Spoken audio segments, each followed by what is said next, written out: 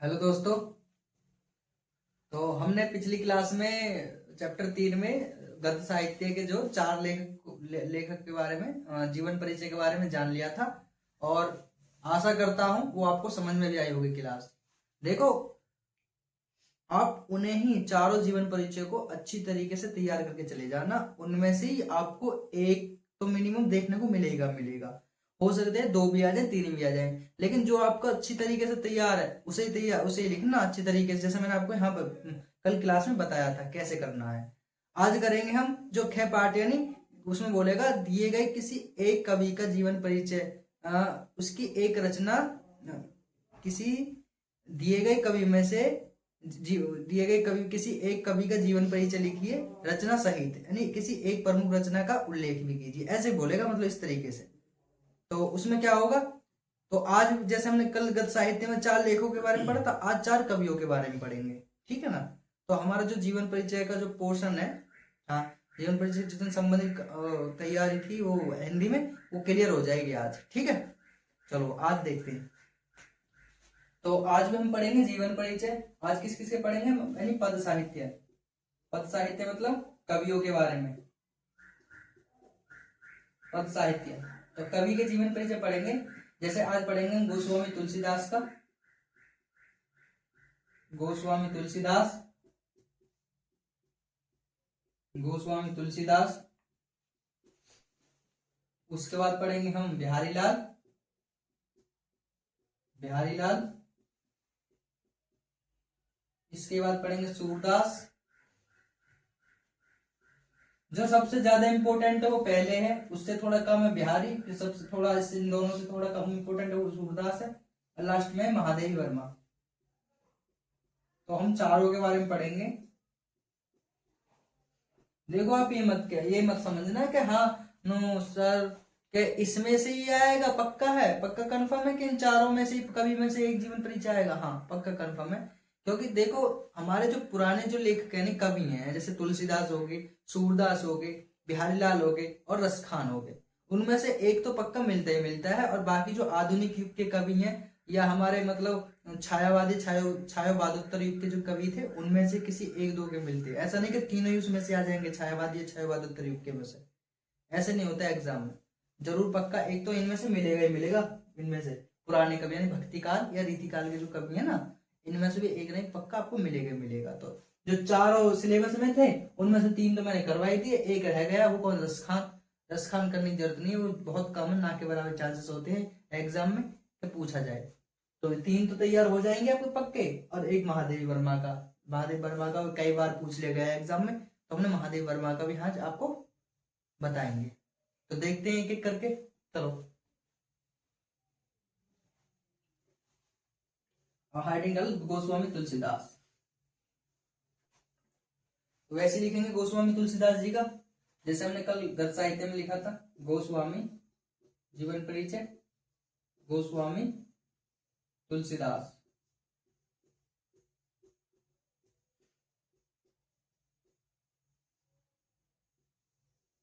तो सबसे पहले इतनी बड़ी कहानी हमें ना रखनी पड़े, तो उससे लिए क्या करा हमने, एक संक्षिप्त परिचय बना लेंगे, उसी में से देख देख कर उसकी कहानी बनाते हुए चलेंगे, ठीक है, जैसे कल करा था। तो संक्षिप्त परिचय, संक्षिप्त परिचय लिखेंगे यहां पर। क्या लिखेंगे, नाम, नाम क्या था, नाम लिखेंगे।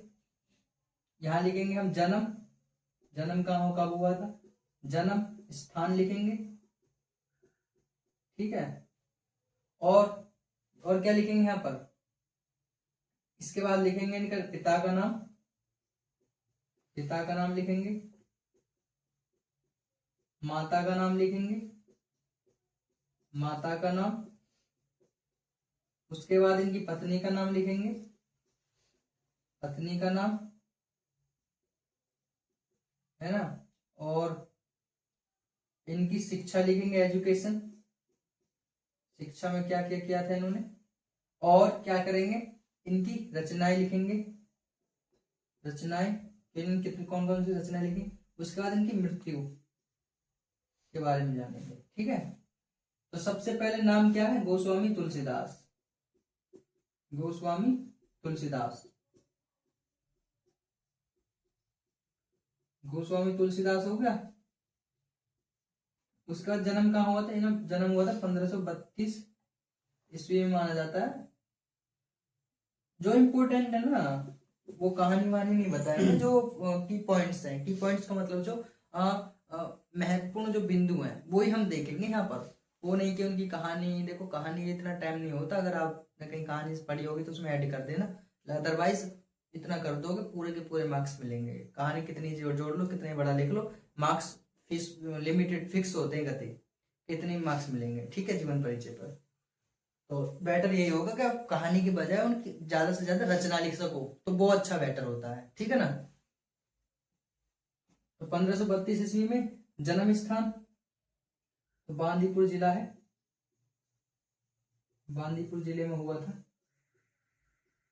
ये यूपी में पड़ता है। और पिता का नाम क्या था इनका? आत्माराम पांडुरंग, सॉरी आत्माराम दुबे, आत्माराम दुबे। माता का नाम हुलसी था, हुलसी। पत्नी रत्नावली थी। अब इनकी कहानी बड़ी विचित्र, बड़ी अजीब कहानी, मतलब इनके बारे में कहानी बड़ी प्रचलित है इनके बारे में। इनकी पत्नी बड़ी सुंदर थी, अपनी पत्नी के प्यार में इतने मतलब इतने लीन रहते थे। लीन का मतलब डूबे रहते थे कि ना दुनियादारी की कुछ मतलब सुध ही नहीं थी। कहते नहीं है वो, मतलब लवर, प्रेमी, जैसे प्रेमी पड़ जाता है ना वैसे ही पड़े रहते थे ना, दुनियादारी कुछ पता है। एक बार तो एक कहानी कि आंधी तूफान बहुत ज्यादा था और इनकी पत्नी है नहीं रत्नावली ससुराल में अपने मायके गई थी, और मायके मतलब इतनी आंधी तूफान में को भी ना देखते हो, ये मतलब इतनी बुरी हालत में, बुरे मतलब आंधी तूफान को भी ना वो देखते हुए जो ना मतलब पहुंच गए उनके घर। तुम्हें मुझे तुम्हारी बहुत याद आ रही है, मतलब बहुत कहानी बड़ी है। लेकिन आप जो ना वो इम्पोर्टेंट फैक्ट्स हैं वही याद तैयार करना, ठीक है ना। तो अगर आपने कहीं से कहानी पढ़ रहा है तो ऐड कर देना। मैं तो ये कहता हूँ कि मत करना, टाइम वेस्ट करोगे अपना। जो अगर हो सकता है ना तो इनकी रचनाएं जितनी आपको याद हो वो रचनाएं कर देना, वो आपको आगे भी काम आएंगी। ठीक है। तो शिक्षा क्या है? तो इनके गुरु हरिदास थे, हरिदास गुरु थे इनके। तो गुरु हरिदास से इन्होंने क्या क्या सीखा था? हरिदास से, हरिदास से। अब ये जो भक्त थे ना, यहाँ भक्त और लिख लेना, इसके भक्त थे राम भक्त। कौन थे? राम भक्त। भक्त थे राम भक्त। रचना ही कर देना और यहाँ मृत्यु लिख देना। तो गुरु हरिदास से इन्होंने क्या करा था, है ना, भक्ति में वेद वेदांग, वेद वेदांग, दर्शन फिलोसफी और इतिहास, इतिहास का, इतिहास की शिक्षा ली, शिक्षा ली थी। भक्त किसके थे? राम भक्त थे। जितने भी इन्होंने अपनी रचना लिखी है तो किसको आराध्य मान के लिखी है इन्होंने? श्री रामचंद्र को, भगवान श्री रामचंद्र को। रचनाएं क्या है इनकी? प्रसिद्ध रचना है रामचरितमानस, रामचरितमानस, कवितावली, दोहावली, कवितावली, दोहावली, दोहावली। मृत्यु कब हुई थी इनकी? मृत्यु 1663 में हुई थी। ठीक है। तो आपको ये सब कुछ याद रखना था। तो यार इसमें तो कुछ समझने का कुछ है नहीं भाई। देखो जीवन परिचय, देखो हिंदी में एक ही चीज है, वो है जीवन परिचय, जिसमें आपको मैं रटने के लिए यानी याद करने के लिए कहूंगा। बाकी तो सब आपको जो ना मैं समझा दूंगा, गद्यांशों पदांशों। अच्छा मैंने वो मतलब हिंदी व्याकरण में कुछ याद करने के लिए कहा, जीवन परिचय। और खंड काव्य में मैं कुछ याद करने के लिए कहूंगा। वैसे तो कहानी की तरह समझाने की कोशिश करूंगा, लेकिन होगा क्या, बाकी तो सब आपको समझना है। गद्यांशों पदांशों संस्कृति अनुवाद करने के लिए हो तो उसमें सब समझते चलना। ठीक है, मानते हो ना। तो इसमें थोड़ा सा मैं रिक्वेस्ट करता हूँ, इनमें थोड़ा याद करते चलना। बाकी सब में तो जो ना आपको समझना ही है, और समझ के पेपर में बड़े तरीके से करना। ठीक है। चलो तो अब लिखते हैं इसका इनका जीवन परिचय। यहाँ से देखो कैसे बनाते हैं, देखो पूरा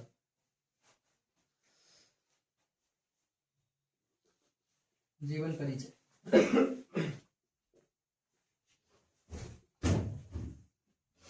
तो यहाँ लिखेंगे हम, क्या लिखेंगे? लोकमानस, लोकमानस गोस्वामी तुलसीदास, गोस्वामी तुलसीदास जी का जन्म, तुलसीदास, तुलसीदास जी का जन्म, जी का जन्म सन 1532 ईस्वी में बांदापुर जिले में, बांदापुर जिले में हुआ था, जिले में हुआ। ठीक है। इनके पिता का नाम क्या था? इनके पिता का नाम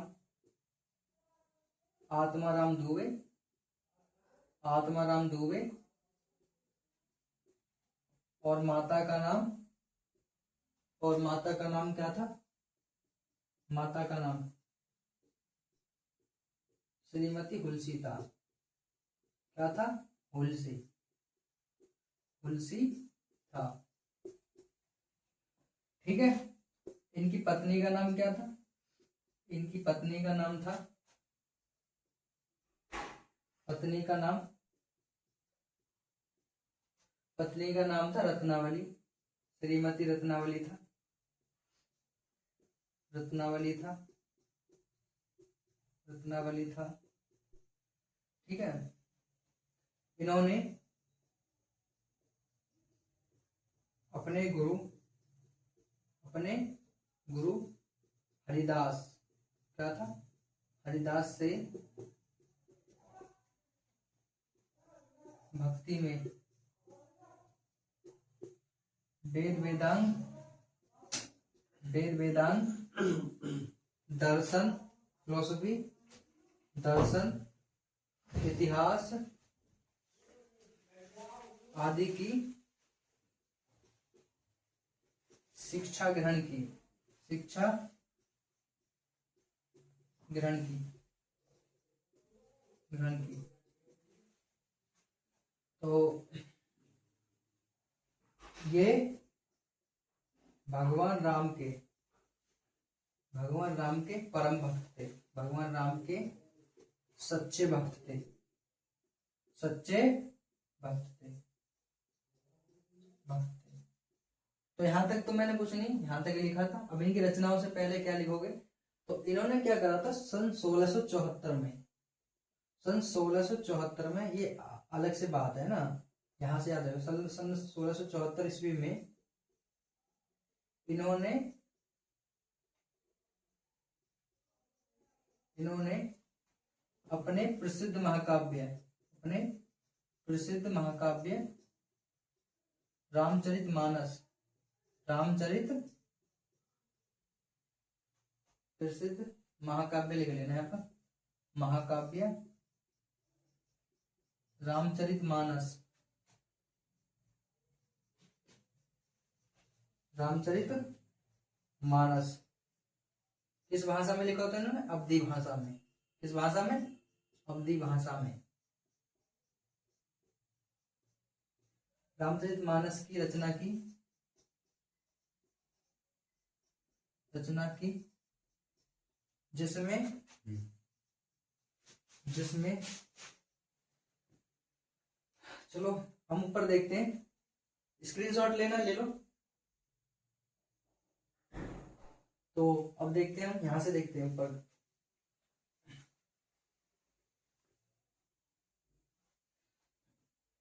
तो रामचरितमानस की रचना की जिसमें, यहां से शुरू करते हैं, जिसमें इन्होंने मानव के, मानव के सभी उच्च आदर्श, उच्च आदर्शों यानी अच्छे गुणों को, अच्छे गुणों का, अच्छा उच्च आदर्शों को समावेश किया, समावेश का मतलब शामिल किया, किया। और राम को, और राम को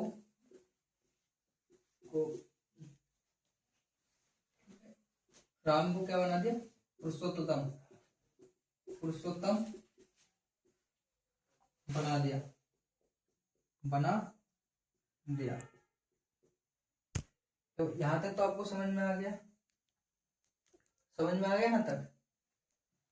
बस अब इनकी क्या लिखनी है, इनकी रचनाएं लिखनी है। रचना से पहले क्या करोगे, इनकी मृत्यु लिख लेना। क्या लिखोगे, मृत्यु। इनकी मृत्यु, इनकी मृत्यु सन 1663 ईस्वी में हो गई, हो गई। बस आपको इतना याद रखना है तुलसीदास जी के बारे में, ठीक है।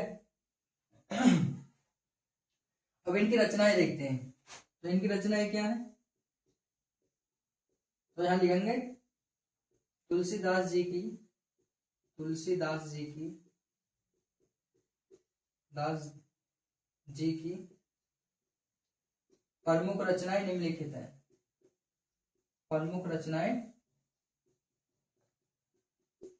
निम्नलिखित है, निम्नलिखित, निम्नलिखित है। तो कौन कौन सी रचनाएं है, श्री रामचरितमानस, रामचरितमानस है, रामचरितमानस, कवितावली, दोहावली आदि, कवितावली, दोहावली आदि, ठीक है। तो इनकी क्या है, प्रसिद्ध रचनाएं हैं। देखो रचनाएं तो इनकी और भी हैं, लेकिन मैं आपसे क्या कह रहा हूँ, स्मार्ट तरीके से तैयारी करिए, ठीक है ना। हार्ड वर्क का टाइम निकल चुका है, अब स्मार्ट वर्क का टाइम है, ठीक है ना। स्मार्ट तरीके से तैयारी करिए। तो जिसने स्मार्ट पहले से ही तैयारी कर रखी तो वो भी समझ लो, और जिसने ना करी, मतलब जो पूरे साल भी ऐसी मतलब कच्ची पक्की तैयारी करी है, और एग्जाम के टाइम में ऐसा लग रहा है नहीं यार मेरा एग्जाम मतलब मेरी ऐसी है मैं पास हूं ना हूं, तो उनके लिए बता रहा हूँ कि बस उतना लिखो जितना है बताया जा रहा है, एग्जाम में उतना ही लिख के आना, पूरे के पूरे मार्क्स मिलेंगे आपको, ठीक है ना। ये मत समझना कि हम इतना सा लिखेंगे तो आधे मार्क्स मिलेंगे या ना मिले, नहीं, पूरे मार्क्स मिलेंगे। बस तरीका अच्छा होना चाहिए, और रिप्रेजेंटेशन यानी प्रदर्शित करने का, कॉपी पे अच्छी तरह लिखने का तरीका अच्छा होना चाहिए, इस तरीके से बाकी पूरे मार्क्स मिलेंगे। क्योंकि एग्जामिनर के पास इतना वक्त नहीं होता कि आपको कॉपी में बार बार वो छोटी छोटी अच्छे अच्छे मतलब बड़ी गहराई से देखे। बस उसको क्या करता है, वो शुरू का देख लेता, संक्षिप्त परिचय लिख लो, संक्षिप्त परिचय देख के समझ जाएगा हाँ भाई नॉलेज है बच्चे को, तो पूरे मार्क्स देगा वो। और आपने संक्षिप्त परिचय नहीं लिखा तो वो शुरू की लास्ट लाइन देखेगा, एंड की लाइन देखेगा, बीच में नजर मार लेगा, पूरे मार्क्स अगर अच्छा होगा तो। नहीं तो आपने कहानी घुस रहा होगी उसमें, तो वही जीरो तो देगा नहीं, एक दो नंबर पक्का दे देगा, ठीक है। तो आई होप, मैं आशा करता हूं कि आपको ही समझ में आता होगा। अब देखते हैं अगला। तो अब देखते हैं बिहारी लाल का, ठीक है।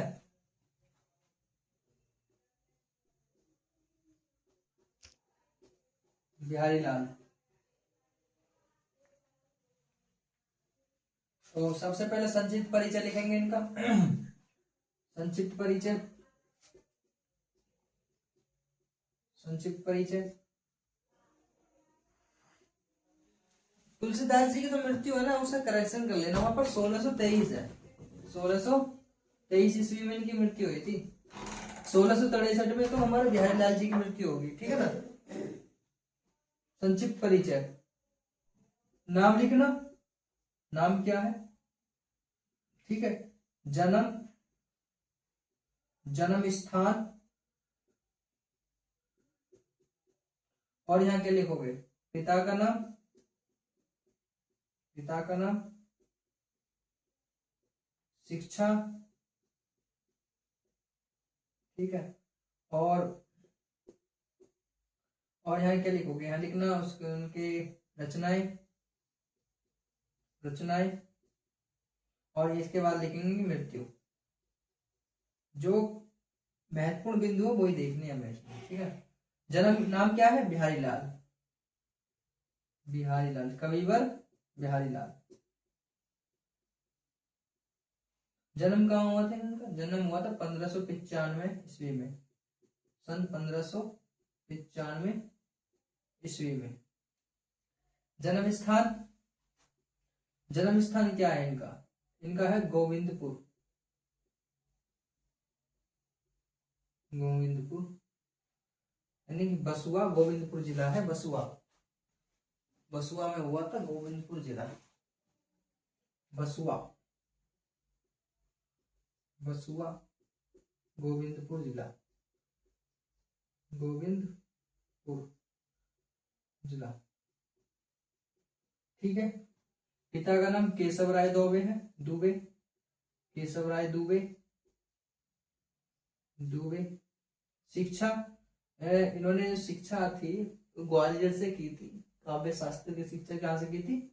काव्य शास्त्र की शिक्षा ली थी इन्होंने, काव्य शास्त्र की शिक्षा ग्वालियर से। कहां से? ग्वालियर से, ग्वालियर से ली थी इन्होंने। और इनकी एकमात्र रचना है, एकमात्र रचना है, रचना कौन सी एकमात्र रचना? बिहारी सतसई। कौन सी है? बिहारी सतसई। तो बिहारी सतसई है इनकी। और मृत्यु कब हुई थी इनकी? सन 1663 ईस्वी में इनकी मृत्यु हुई थी। तो ये इनको, इनका जो ना संक्षिप्त परिचय आपको याद रखना है। ठीक है। तो अब देखते हैं हम इनका जीवन परिचय। ठीक है, जीवन परिचय देखते हैं यहां से कैसे बनाते हैं जीवन परिचय। जीवन परिचय में देखेंगे अपने दोहों में, अपने दोहों में गागर में सागर भरने वाले, गागर में सागर भरने वाले। गागर जानते हो ना, मटकी, उसमें पूरा का पूरा सागर समा देना। समझ रहे हो इसका मतलब क्या है? एक कहावत है, लोकोक्ति है, या मुहावरा समझ सकते हो आप। तो इसका मतलब यह बहुत सारे ज्ञान को, बहुत सारी बात को थोड़े से शब्दों में कह देना। तो इन्होंने अपने दोहों में यही काम किया था। तो अपने दोहों में गागर में सागर भरने वाले, भरने वाले, प्रतिभा संपन्न, प्रतिभा संपन्न, संपन्न। कविवर बिहारी लाल का जन्म, कविवर बिहारी लाल, बिहारी लाल जी का जन्म, जी का जन्म सन 1595 में, 1595 ईस्वी में बसुआ, बसुआ के गोविंदपुर जिला, गोविंदपुर जिले में, जिले में हुआ था। ठीक है। इनके पिता कौन थे? इनके पिता थे केशव राय दुबे। इनके पिता केशव राय दुबे थे, केशव राय दुबे। ठीक है। तो यहां तक तो समझ में आ गया। इन्होंने काव्य शास्त्र की शिक्षा कहां से ग्रहण की थी? काव्य शास्त्र की शिक्षा, काव्य शास्त्र की शिक्षा ग्वालियर से, ग्वालियर में ग्रहण की। ठीक है, यहां तक तो समझ में आ गया मैंने क्या लिखा है। अब यहां से आपको क्या करना है, ये इनको अपने दरबार में, अपने दरबार में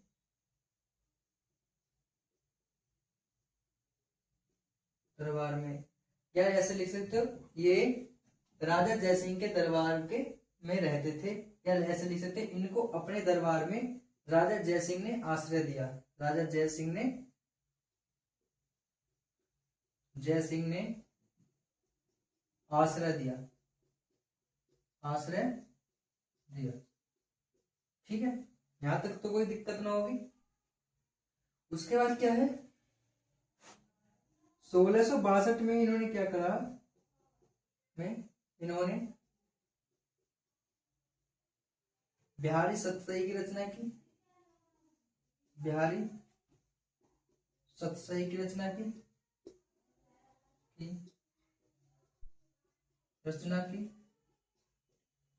ठीक है ना। जिसके बाद इनका रचना से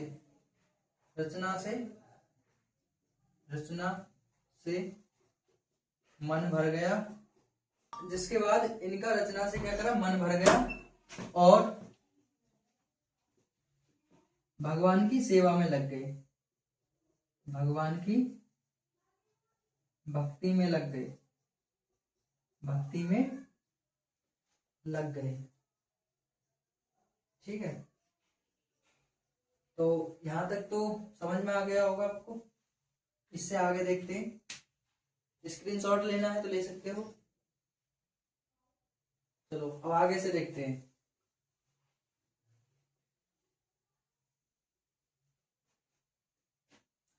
तो लग गए, इसके बाद क्या है, तो इनकी जो मृत्यु है, इनकी मृत्यु सन कब हुई थी, 1663 ईस्वी में हो गई।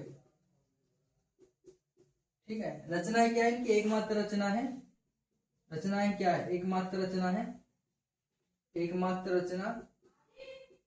एकमात्र रचना है बिहारी सतसई, बिहारी सतसई, बिहारी सतसई, बस। तो यहां तक इनका जो कुछ था, इनसे संबंधित जीवन परिचय वो हमने बता दिया है आपको। अब क्या करना है, आपको अच्छी तरीके से याद करते हुए चलना है, रिवीजन करना है। अब देखते हैं हम तीसरा। तो बिहारी लाल और क्या कहते गोस्वामी तुलसीदास हो गए। अब देखते सूरदास, सूरदास, महाकवि सूरदास, महाकवि सूरदास। ठीक है, अब इनका जीवन संक्षिप्त परिचय लिख लेना पहले साइड में, संक्षिप्त परिचय, नाम लिखना है, जन्म लिखना है, जन्म स्थान लिखना है, उसके बाद क्या लिखना है, गुरु का नाम लिखना, गुरु कौन थे इनके, भक्त किसके थे वो देखना है, और इनकी रचनाएं कौन सी थी, और इनकी मृत्यु कब हुई वो देखना है। ठीक है, तो नाम क्या है, सूरदास, जन्म 1478 ईस्वी में हुआ था, रुनकता नामक गांव में, गुरु कौन थे, आचार्य वल्लभाचार्य थे, वल्लभाचार्य। भक्त किसके थे, कृष्ण भक्त थे, कौन थे, भगवान कृष्ण भक्त थे, कृष्ण भक्त। रचनाएं कौन सी, सूरसागर,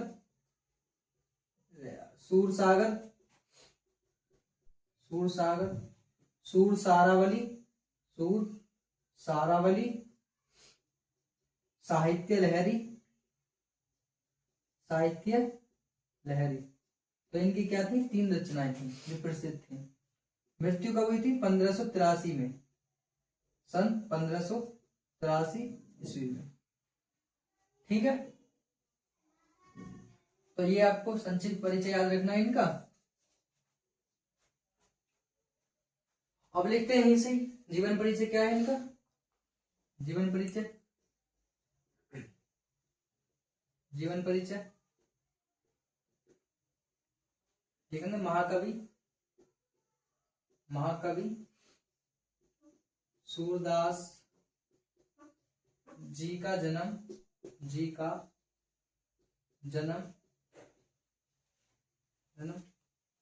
सन 1478 78 ईस्वी में रुनकता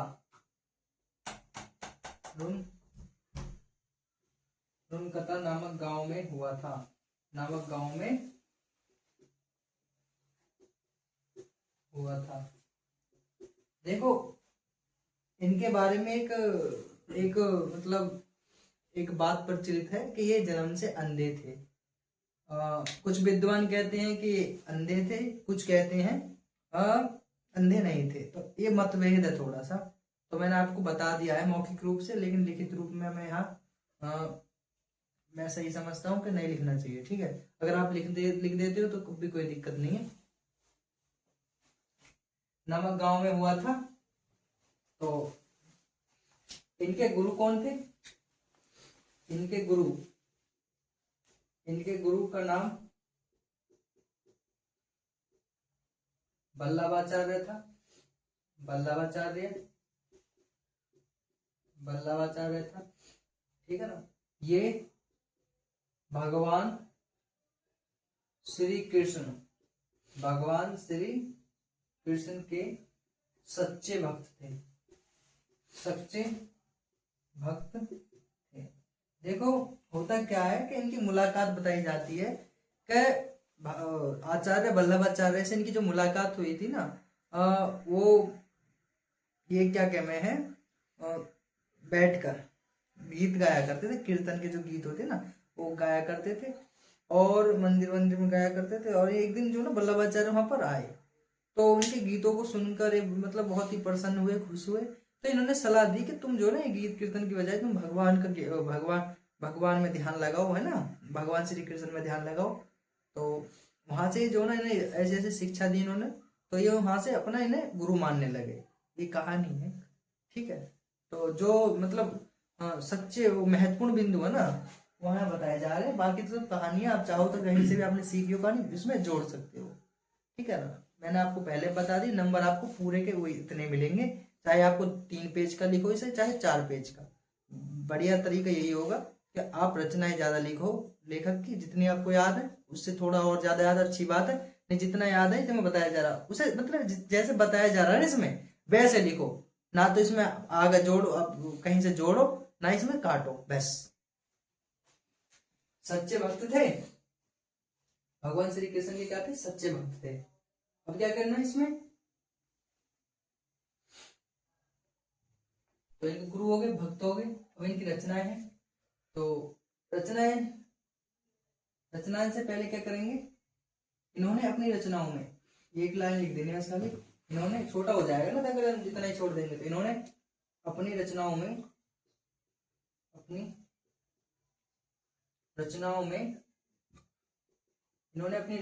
क्या करा था?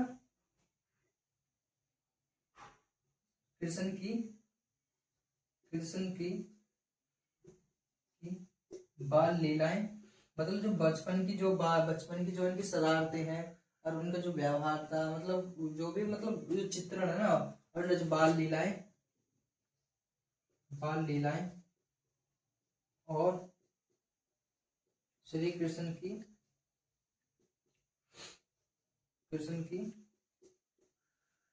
मनोरम लीलाओं का, मतलब गोपियों के साथ उनका जीवन कैसे व्यतीत हुआ, मतलब राधा कृष्ण की जो प्रेम कहानी है वो सब कुछ सब जो ना इसमें उन्होंने अपनी रचनाओं में जो क्या करा था, वर्णन किया है। क्या है? वर्णन। तो लीलाओं का चित्रण किया है। ठीक है। इनकी जो मृत्यु है ना, इनकी मृत्यु गोवर्धन के पास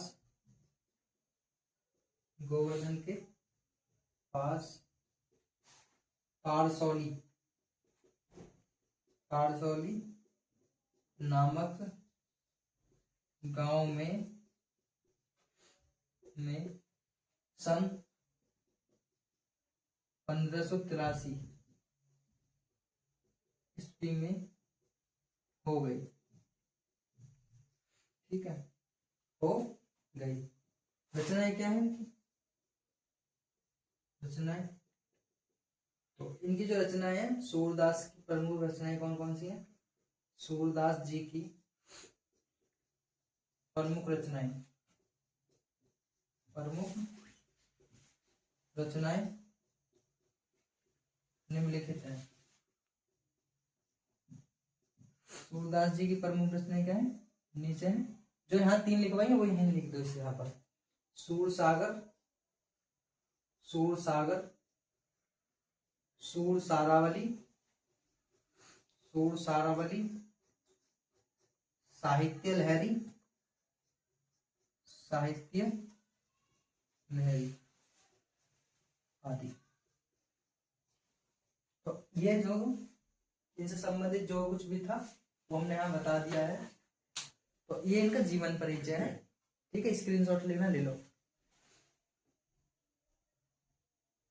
तो आपको ये तीनों जीवन परिचय अच्छी तरीके से समझ में आ गए होंगे। अब हम जो ना आखिरी लास्ट देखते हैं महादेवी वर्मा का। 4 हमने गद्य में करवा दिए थे, 4 ही पद में करवाएंगे। देखो हम कम इसलिए कर एग्जाम टाइम तक ज्यादा आपको याद नहीं हो सकेंगे। और मैं पक्का कह रहा हूँ इनमें से पद में से जो 4 करवाए जा रहे हैं आज, इनमें से आपको एक ना एक पक्का देखने को मिल जाएगा। किसी भी मतलब यूपी बोर्ड में आपको देखने को मिल जाएगा। और जो गद्य में करवाए थे 4, उनमें से भी आपको पक्का एक ना एक देखने को मिल जाएगा। ठीक है, चलो अब देखते हैं अगला। तो अब देखते हैं महादेवी वर्मा के बारे में। ठीक है, तो यहां देखेंगे महादेवी वर्मा, महादेवी वर्मा। तो पहले इनका संक्षिप्त परिचय लिख लेते हैं। संक्षिप्त परिचय। जन्म क्या है? नाम लिखेंगे, नाम, नाम, जन्म, जन्म स्थान, जन्म स्थान, और क्या लिखेंगे यहाँ पर? पिता का नाम, पिता का नाम, पिता का नाम, माता का नाम, माता का नाम, पति का नाम, पति का नाम, प्रारंभिक शिक्षा, प्रारंभिक जो शिक्षा थी इन्होंने कहां से करी थी? इंदौर। और अंतिम उच्च शिक्षा कहां से की थी? प्रयाग से। उच्च शिक्षा प्रयागराज, ठीक है, प्रयाग से की थी। और इन्होंने क्या कहा था? माता पिता, ये पति का नाम हो गया। और यह रचनाएं, रचनाएं और मृत्यु। ठीक है, तो ये आपको याद रखना है इनसे संबंधित, ये याद रखना है। तो नाम क्या है? महादेवी वर्मा, महादेवी वर्मा। जन्म 1907 में हुआ था, सन 1960 ईस्वी में। कहा हुआ था? फरुखाबाद। फरुखाबाद एक यूपी में पड़ता है, फरुखाबाद यूपी, उत्तर प्रदेश। उत्तर प्रदेश लिखना आप। पिता का नाम क्या है? गोविंद सहाय, गोविंद सहाय। माता का नाम क्या है? हेमरानी देवी, हेमरानी देवी। और पति का नाम क्या है? स्वरूप नारायण, स्वरूप नारायण। और रचनाएं क्या है? यामा है, दीपशिखा है, दीपशिखा, पथ के साथी, पथ के साथी। तो ये इनकी प्रसिद्ध रचनाएं हैं आदि। मृत्यु कब हुई थी इनकी? सन 1987 में, 11 सितंबर 1987 में, 1987 ईस्वी में। तो इनकी क्या है? संबंधित संक्षिप्त परिचय है। और यहां से जीवन परिचय देखते हैं इनसे। जीवन परिचय। तो आधुनिक युग की मीरा के नाम से प्रसिद्ध, आधुनिक युग की मीरा के नाम से प्रसिद्ध, नाम से प्रसिद्ध श्रीमती महादेवी वर्मा, महादेवी वर्मा का जन्म सन 1907 में 1907 ईस्वी में कहाँ हुआ था? फर्रुखाबाद में हुआ था। फर्रुखाबाद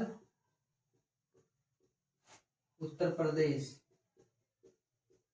प्रदेश में हुआ। इनके पिता कौन थे? इनके पिता का नाम गोविंद शाह है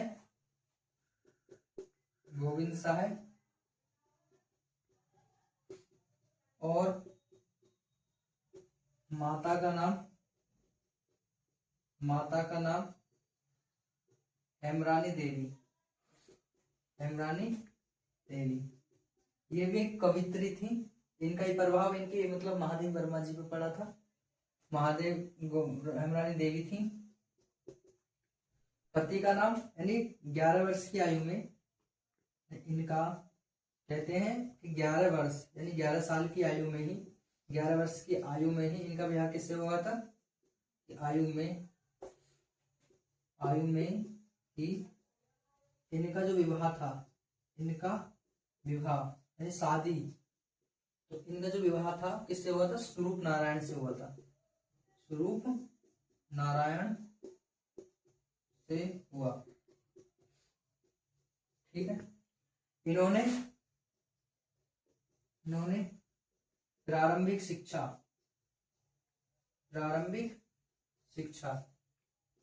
कहाँ से की थी? इंदौर से।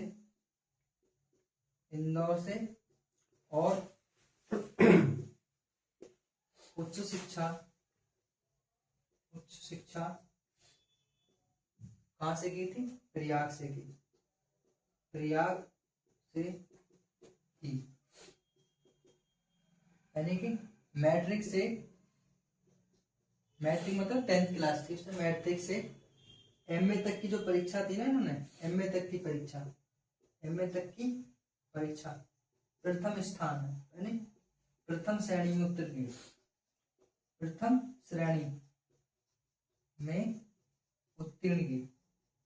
उत्तीर्ण की।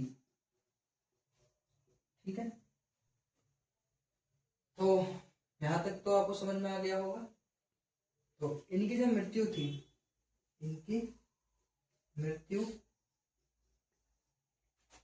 11 सितंबर सन 1987 ईस्वी में हो गई। ठीक है। तो जो भी इनसे संबंधित महत्वपूर्ण बात थी वो आपको बता दिया है। अब इनकी रचनाएं और देख लेते हैं, उसके बाद ये जीवन परिचय इनका भी पूरी तरह समाप्त हो जाएगा। तो मैं ऊपर लिखवा देता हूं इनकी रचनाएं। ये लिखना है वैसे यहां से रचनाएं वैसे। तो इनकी जो रचनाएं हैं, महादेवी वर्मा की, महादेवी जी की रचनाएं निम्नलिखित हैं। तो कौन कौन सी रचनाएं हैं इनकी? यामा है, दीपशिखा है, दीपशिखा, पथ के साथी आदि। तो हमारा जो जीवन परिचय है, चारों के चारों हमने अच्छी तरीके से समाप्त कर दिए हैं। आप इन्हें ही अच्छी तरीके से तैयार करना जैसे आपके करवाए गए हैं। ठीक है ना। बोर्ड में आपको ऐसा ही करना है। पूरा का पूरा स्कोर आपका तैयार, मतलब जितने भी नंबर के आएंगे ना, 3 के आए 5 का है, तो आपका जो ना पूरा के पूरे मार्क्स मिलेंगे इसमें। ठीक है ना। चलो, धन्यवाद।